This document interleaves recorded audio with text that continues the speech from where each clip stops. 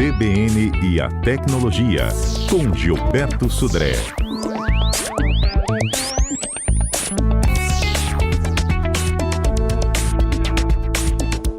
Hoje, além de Sudré, a gente conta com a participação especial do Breno Andrade. Breno, ele é delegado titular da Delegacia Especializada em Repressão aos Crimes Cibernéticos. Toda quarta-feira a gente tem um golpe tá aí, né, no quadro do Gilberto, alertando para o golpe mais recorrente dos últimos dias. Nós falamos de um, por exemplo, que era o tal do falso pagamento. Aquela pessoa que entrega um produto antes de checar se o dinheiro do Pix chegou de fato na conta dela. Mas tem história para contar que não acaba, os golpes cada vez se multiplicam, se aperfeiçoam mais, e é sobre isso que a gente trata agora. Gilberto, bom dia. Breno, seja bem-vindo. Bom dia, Fernanda. Bom dia, Gilberto. Bom dia a todos os ouvintes. Bom dia, Fernanda. Bom dia, ouvinte CBN. Bom dia, doutor Breno. Obrigado aí pela oportunidade de a gente trocar uma ideia aqui sobre golpes mais comuns. Isso. Breno, aqui no Espírito Santo, quais são então os golpes mais comuns e quem são as maiores vítimas, hein? Então, Fernanda, a gente tem reparado ultimamente na unidade policial uma incidência muito grande de golpes envolvendo aí os falsos advogados ou falsos escritórios de advocacia. Esses golpes têm ocorrido com uma certa frequência. Além disso, também a gente verifica ainda golpes envolvendo a falsa central telefônica de banco, o qual criminosos se passam por uma instituição financeira e entram em contato com a vítima. E também a gente vê muito desses golpes que você citou há pouco, do falso pagamento e falsos sites da internet também. Meu Deus. E eles se aperfeiçoam, né? Eles tentam se aproximar do real, né? Isso, eles se aperfeiçoam, eu estou há 7 anos na unidade policial e são golpes que acontecem há anos, mas na maioria das vezes com uma roupagem nova, às vezes se aproveitando aí da tecnologia, eles melhoram como vão aplicar o golpe. Então, muitas pessoas me perguntam na rua, Fernanda, poxa, Breno, mas tem gente que cai nisso ainda? E eu falo, sim, porque nós somos seres humanos e muitas vezes durante o nosso dia a gente às vezes faz as coisas no automático. E a gente, às vezes, nem presta atenção naquilo que está fazendo. E nessas horas, geralmente, o criminoso entra em contato, você sem perceber, você pensa depois que aconteceu o crime e não antes. Isso, assim, é comum muito, eu ouço isso muito. Poxa, Breno, logo depois que eu fiz a transferência bancária, logo depois que o criminoso entrou em contato comigo, eu percebi. Eu ouço isso direto, quase todo dia. Então, a gente, com as orientações, inclusive aqui na CBN, essa função de orientar e falar para a pessoa ficar sempre ligada, observar os detalhes, desconfiar sempre, é muito importante para minimizar que essas pessoas, que a população aí possa cair num crime cibernético. Às vezes é um pequeno detalhe na inscrição do e-mail, não é mesmo, Gilberto? A gente falava disso na quarta, né? Exatamente, Fernanda. A gente conversou sobre isso. Exatamente, muitas vezes é um pequeno detalhe, uma observação que a pessoa tem que fazer ao abrir um e-mail, ou receber uma mensagem de um número que ela não conhece, e mesmo observar as fontes, né? Ou seja, a gente sabe que bancos, Receita Federal, Polícia Federal, né, não mandam e-mail, né, cobrando ou oferecendo vantagens sobre isso. Isso não acontece. Então, esse já é um primeiro sinal de alerta para as pessoas. Sobre essa questão do falso advogado, Fernando, doutor Breno, realmente é uma questão interessante. O golpe, para quem não conhece o golpe ainda, na verdade, o golpista ele tem acesso a alguma informação sobre algum processo, né, as partes do processo, ele entra em contato com uma da vítima, né, que faz parte do processo, se identificando como um advogado, parte daquele processo em si. E aí ele oferece alguma vantagem, alguma negociação para supostamente encerrar o processo, né, com pagamento, e na verdade isso não é verdade. Eu tive a oportunidade, né, junto com o Dr. Walter Carpanema, que é um advogado do Rio de Janeiro, a gente escreveu, ele foi organizador da obra, mas a gente escreveu uma cartilha, né, exatamente para explorar essa questão e avisar os advogados, primeiro, como é que o golpe funciona, depois a gente tem lá na cartilha um exemplo de golpe, quais são os prejuízos, e aí recomendações para o advogado, e que recomendações que o advogado deve fazer aos seus clientes em relação a isso. Inclusive, a cartilha está pública na internet, quem quiser ter acesso, né, ele está na página da OAB Niterói, é oabniterói.org/downloads. Lá na terceira opção lá do download, tem lá uma opção para fazer o download, que é gratuita, a planilha, a cartilha, e tem informações bem interessantes aí para quem é advogado e para quem é cliente também dos advogados, né? Ô, Breno, no caso dos advogados aí, qual é o tipo de estratégia? É para aposentados, coisa assim, ou não? Não necessariamente. Como bem apontou o Gilberto, esses criminosos, às vezes, se apossam de dados que são públicos dos processos, e tem casos também, e aqui, Fernanda, a gente não pode falar que são todos, que, infelizmente, alguns maus profissionais acessam indevidamente o sistema e acabam coletando esses dados, descobrem dados da vítima também, entram em contato com ela e, da mesma forma que o Gilberto falou, falam que para encerrar um processo ou para antecipar um valor, ou informam que a vítima ganhou um processo, mas para esse valor ser liberado elas precisam pagar alguma taxa, e aí a vítima acredita porque ela fala, olha, realmente eu tenho um processo tal, então eu devo ter recebido algum valor.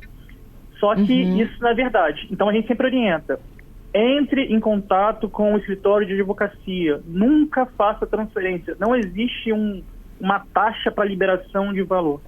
A gente, na mesma linha que o Gilberto falou, na OAB de Niterói, no final do ano passado, a gente, em conjunto com a OAB, a unidade policial, a OAB aqui do Espírito Santo, alinhada e atenta ao problema, também editou uma cartilha, a qual ela solicitou informações à unidade policial, e a gente publicou essa cartilha no site da OAB do Espírito Santo. Então as pessoas podem entrar em contato, mas o mais importante, Fernanda, a pessoa que está ouvindo aqui, o ouvinte, desconfie sempre quando algum escritório ou algum advogado entrar em contato com você pelo WhatsApp. Ah, delegado, mas tinha uma foto do escritório. Ah, mas tinha uma foto de um advogado com terno e ele me passou a OAB, eu acreditei. Desliga a ligação. Se possível, vai inclusive pessoalmente à sede do escritório confirmar essa informação. É isso que também está informa na cartilha. Excelente. É importante ele entrar em contato com o advogado principal. Ele teve, durante o processo todo, ele estava negociando, estava se relacionando com um advogado. Se aparecer um outro advogado no meio do caminho, é interessante que ele cheque com o advogado principal, que ele tem um contato já, se aquilo é verdade, se aquilo realmente faz sentido para aquele processo. É isso aí. E esse criminoso, ele trabalha com esse senso de urgência. Tem que pagar agora, senão você vai perder. E a vítima também, com essa... querendo receber o dinheiro, né? É o que o Gilberto muito bem sabe, é a engenharia social. O criminoso se aproveita ali, por muitas das vezes, da necessidade dessa pessoa estar recebendo esse dinheiro, e a pessoa, às vezes, não pensa e quer receber e faz o pagamento e, coitado, infelizmente acaba perdendo o valor. E é o que eu sempre falo, Fernanda, o valor depois de transferido indevidamente, muitas das vezes por PIX, é difícil ele ser recuperado. E aí também vale outra dica. Breno, transferiu o dinheiro, imediatamente eu percebi que era um golpe. Imediatamente você vai acionar a sua instituição bancária, a sua mesmo, não a que você transferiu o dinheiro, e falar que você quer acionar o mecanismo especial de devolução, que é o MED. Isso tem que ser feito de forma imediata, até mesmo antes do registro na unidade policial, porque se o dinheiro estiver ainda na conta do criminoso, e esses criminosos eles transferem e pulverizam o dinheiro muito rápido, sacam muito rápido, se esse dinheiro ainda estiver na conta dele, ele vai ser congelado e vai ser restituído à sua conta. Por isso que a gente fala, o MED tem que ser feito de forma imediata. Percebeu? Opa, quero acionar o MED. Liga para o banco beneficiário, eu gostaria de acionar o MED, o mecanismo especial de devolução. Os bancos, eles se comunicam entre si, a conta vai ser congelada, havendo algum valor, ele vai ser restituído para você. Excelente. Quer comentar, Gilberto? Não, eu acho que essa opção do MED realmente é muito interessante, né? Que ele realmente tem certeza que o dinheiro não vai ser pulverizado, como o doutor Breno comentou. Isso é uma ação importante mesmo, imediatamente. Bom, o outro golpe muito comum é da falsa central telefônica. Exatamente. A gente recebe várias vezes, né? Acho que todos nós já recebemos pelo menos uma vez a ligação de uma central telefônica falando que você ou foi identificado um pagamento para um certo local, uma certa loja, e você deve confirmar se aquele pagamento foi mesmo feito ou não, como normalmente não é feito, você não tem fez aquele pagamento, você lá se identifica como que não fez, aí entra um operador, que supostamente é da central telefônica, pedindo uma série de informações, né? Muitas vezes até pedindo que você instale alguma coisa no seu celular para que aquela transação seja desfeita, né? Ou seja, eu tive alguns casos já que me procuraram, exatamente pessoas que perderam até 4 mil, 5 mil reais, porque fizeram todo aquele processo. Na verdade, o que o atacante está fazendo é instalar um software de controle remoto do seu celular e ele faz aquela transação em seu nome para um outro local e você perde o dinheiro. Infelizmente, a gente tem que desconfiar mesmo disso. Uhum. Ô Breno, tem um ouvinte aqui meu que caiu no golpe de autenticação da chave do banco dele. Qual é a sua orientação? A pergunta principal dele é: devo ir diretamente a uma delegacia de crimes virtuais? Olha, eu não sei os pormenores e os detalhes do caso, mas se ele efetuou transferência bancária, alguma transferência bancária, aciona o MED de forma imediata. Se ele deu acesso à conta dele, ligar para o banco para solicitar, informar isso ao banco e solicitar a mudança das credenciais, ou seja, da senha dele. Mas de preferência eu sempre falo, nesse tipo de situação, gaste um tempo, né, que na verdade é um investimento, vá pessoalmente ao banco. Eu teria que analisar o caso para saber as circunstâncias. Complementando o que o Gilberto falou também, a gente vê muita situação de falsa central de atendimento por SMS, igual ele disse, quem nunca recebeu uma mensagem de SMS falando que foi feita uma transação indevida no seu banco e pediu ali para você clicar no link e quando você liga é direcionado ali para um criminoso, ou até mesmo, Fernando, situações que o criminoso liga para você e o Gilberto sabe muito bem disso. Hoje em dia os criminosos, inclusive, eles conseguem simular o número do banco mesmo. Aquele 4004, geralmente alguns bancos têm, eles conseguem emular, que a gente fala, né? Simulam aquele número, quando você olha no seu telefone, aparentemente parece o banco que está ligando, e quando você liga, tem até a musiquinha e tudo do banco. Você digita lá 1, 2, 3 para algum tipo de serviço. Então aquilo assim está muito bem elaborado. O que a gente orienta nesse caso? Os bancos, eles nunca vão ligar, isso aí já pesquisei com os bancos, eles nunca vão ligar para a pessoa solicitando alguma informação que é confidencial, uma informação de senha, uma solicitação de confirmação que você tem que passar algum dado seu. O que acontece, o que pode acontecer é, o banco liga, Breno, tem uma transação indevida que aconteceu com você. Você confirma? Não confirmo e ponto. Você não vai ter que fornecer nenhuma informação sigilosa, você não vai ter que, como bem pontuou o Gilberto, instalar nenhum aplicativo, nenhum aplicativo de segurança, nada. Quando alguém falar com você isso é mentira. No máximo você vai falar, não confirmo, ponto, vou ligar para o banco. Ou você desliga a ligação, da mesma forma, sugiro ir pessoalmente à agência bancária, porque as pessoas falam assim, meu Deus, eu perdi 5 mil reais, eu perdi 10 mil reais. E não querem, às vezes, no banco confirmar, né? Vai dar um trabalho para ir lá, mas o trabalho pior, o maior problema foi ter perdido dinheiro. Ou a vergonha, então, né, Breno? É vergonha, mas assim, as pessoas, a gente fala em todos os tipos de crime cibernético, Fernanda, não sintam vergonha. A culpa não é sua, é da vítima. A culpa é do criminoso. Cabe à polícia. Porque se a pessoa fica com vergonha e não procura a polícia, o criminoso vai saber ali da impunidade, vai continuar aplicando o golpe e a polícia não vai conseguir fazer a identificação correta desse criminoso, dessa organização criminosa. Então, assim, nossa, Breno, mas é muito elaborado, né? Os caras conseguem simular o número do banco, eles conseguem botar a música, mas o principal nesse tipo de golpe, nunca vai ser solicitado uma senha para você digitar no teclado, uma informação sigilosa sua. E também assim, nossa, mas eles confirmaram os dados meus. Falaram meu nome completo, falaram meu CPF. Sim, esses dados hoje são vazados, infelizmente, na internet. Isso não é difícil de conseguir. Então a pessoa tem que restringir o fornecimento de informação pessoal. Esse ouvinte está falando que foi exatamente assim, viu, Breno? Simularam o número e tudo mais. É isso aí. Os números, hoje é muito fácil, os dados estão todos publicados na internet e essa questão o spoofing, né, do número de telefone, hoje é acessível a muitas questões. E aí é importante realmente ficar atento a isso. Inclusive aquela música, aquele barulho de fundo, né, do call center, que é aquele monte de gente falando, até isso eles simulam também. Ou seja, então é realmente bastante similar à situação. A gente tem que desconfiar realmente disso. E aí, uma outra questão, se a ligação foi feita por uma ligação no telefone fixo, se o golpista não desligar o telefone do outro lado, ele ligou para você atendeu, falou, não, eu vou ligar para o meu banco, né? E aí ele não desliga, você põe o telefone no gancho, depois tira de novo, e aí liga para o banco, aparentemente você não está ligando para ninguém, porque a ligação continua ativa. E aí você está falando com alguém, achando que é do banco, mas não é. Por isso que a recomendação do Dr. Breno de ir pessoalmente à agência, né, ou seja, onde você tem a conta, é bastante importante. Agora orientando... Pois não, Fernando, desculpa, Breno, vai. Só para a gente encerrar esse assunto que é importante, hoje a Polícia Civil de Goiás cumpriu, com o apoio da Polícia Civil do Ceará, ou seja, 2 estados, 26 mandados de busca e apreensão relacionados a esse golpe, esse tipo de golpe, na verdade não, o golpe do advogado, que eu lembrei aqui agora, peço perdão. Uhum. Então, assim, são criminosos localizados, às vezes, em vários estados, e 10 pessoas até então foram presas. Você verifica assim, Breno, mas aí serve para qualquer golpe cibernético do que a gente já falou aqui. Não tem como dar um flagrante no criminoso? Infelizmente não, porque na maioria das vezes, eu falo mais de 90% das vezes, eles são localizados fora do estado do Espírito Santo.